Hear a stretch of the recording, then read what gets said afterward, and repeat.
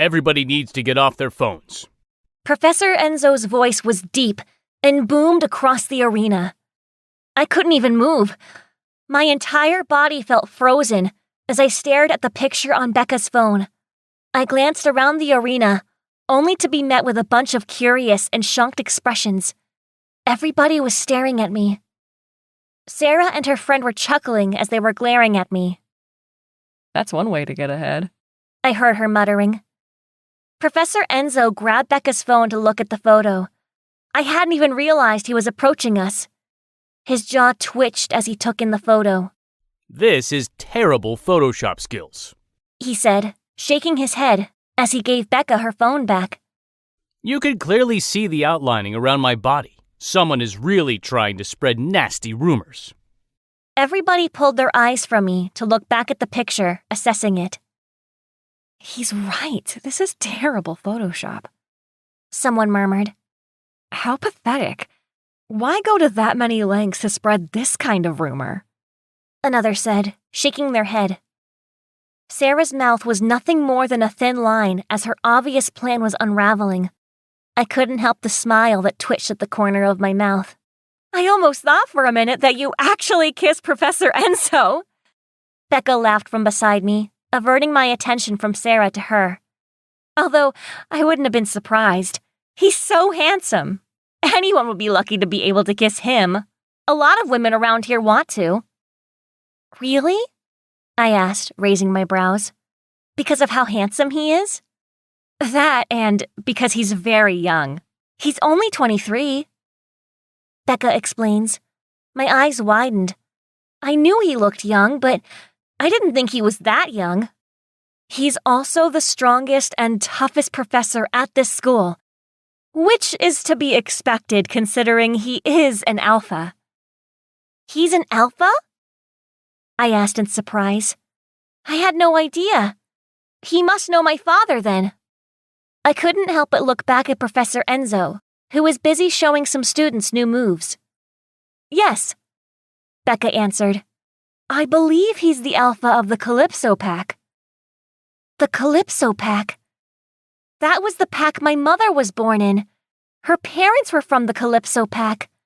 I remembered, from when I was young, that their former alpha was Blaze, the most powerful shifter in the universe.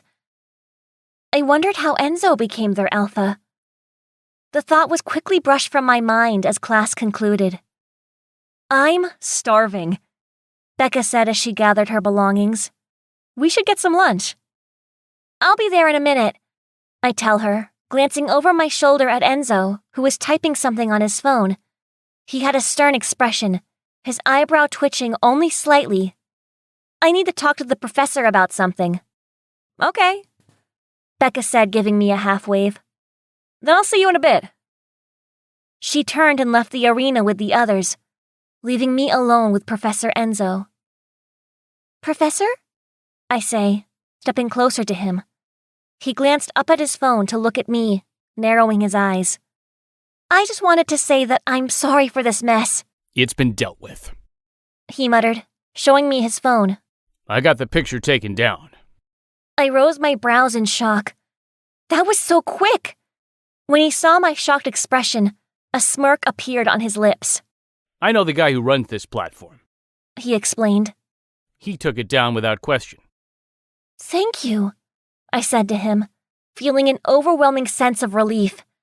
I went to turn away, but his voice stopped me.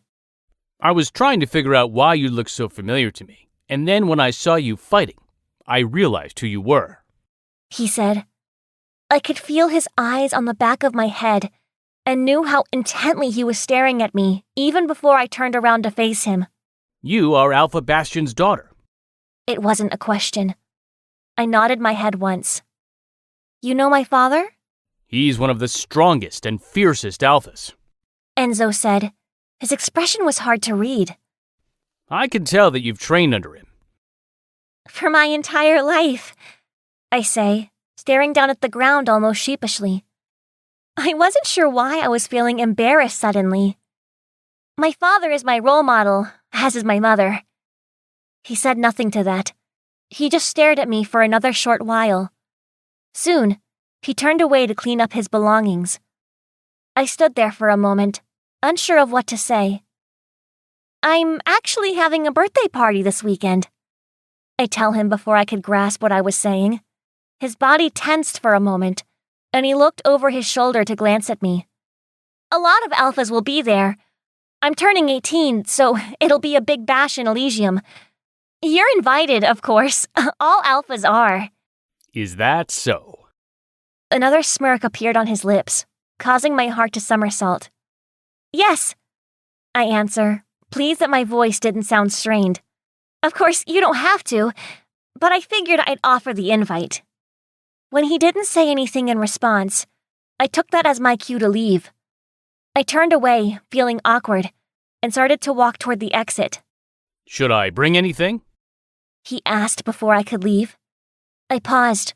My breathing got caught in my throat.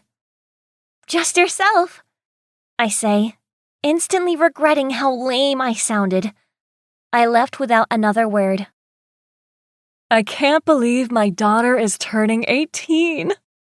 My mother breathed as she wrapped me in her arms. I smiled into her embrace.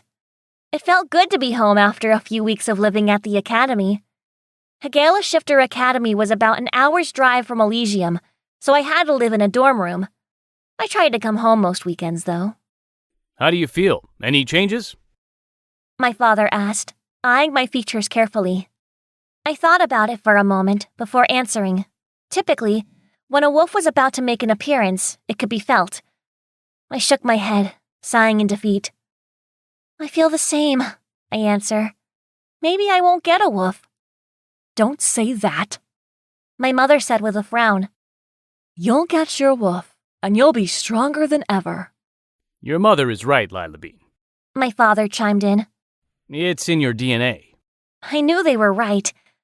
I was just being impatient. I wanted my wolf so badly that it was driving me insane. I was hoping that once I got my wolf, I would be able to sense my mate and get Scott's betrayal out of my mind.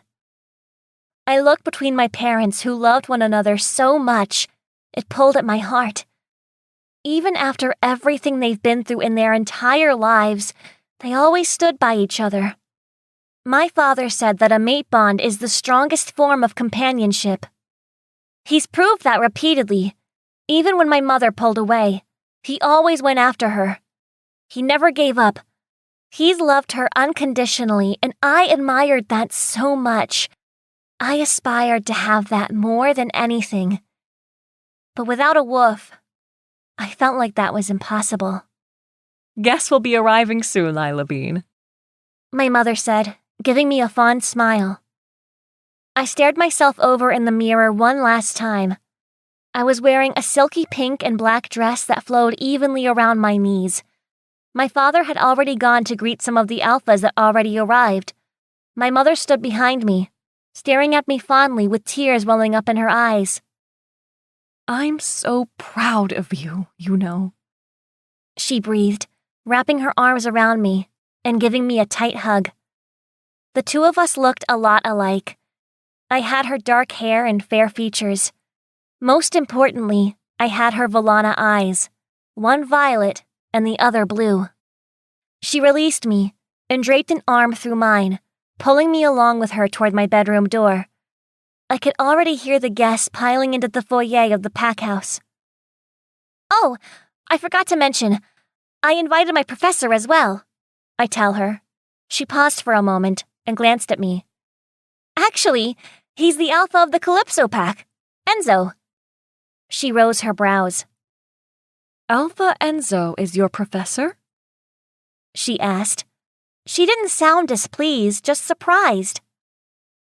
I never took him as the kind to be a professor.